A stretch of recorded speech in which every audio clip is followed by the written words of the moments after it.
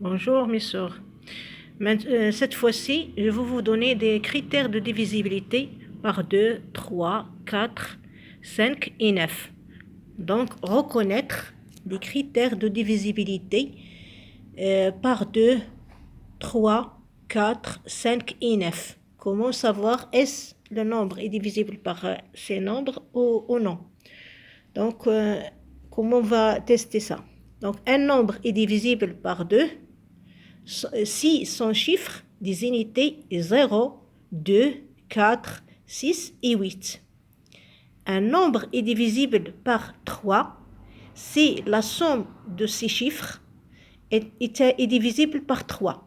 Ça veut dire qu'on va faire la somme de tous les chiffres. Par exemple, si on a le nombre 123, on va faire 1 plus 2 plus 3.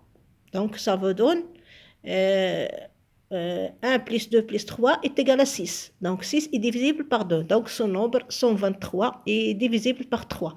Par exemple, si on veut chercher des diviseurs communs, c'est pas la peine de...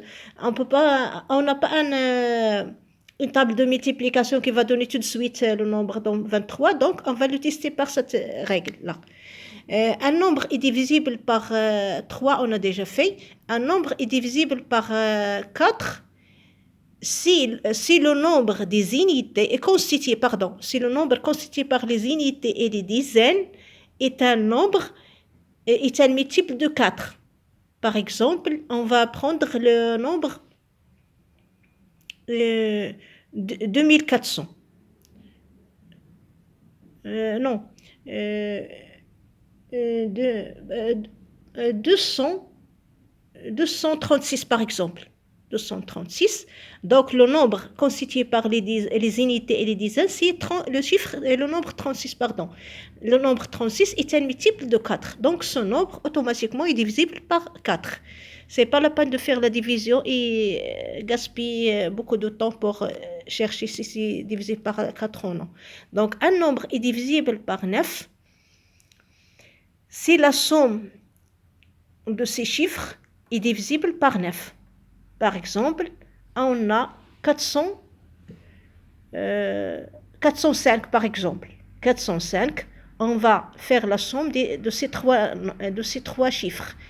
Par exemple, 405, la somme de ces trois chiffres, c'est 9. Donc 4 plus 0 plus 5, ça veut dire 9. Donc ce nombre est divisible par 9.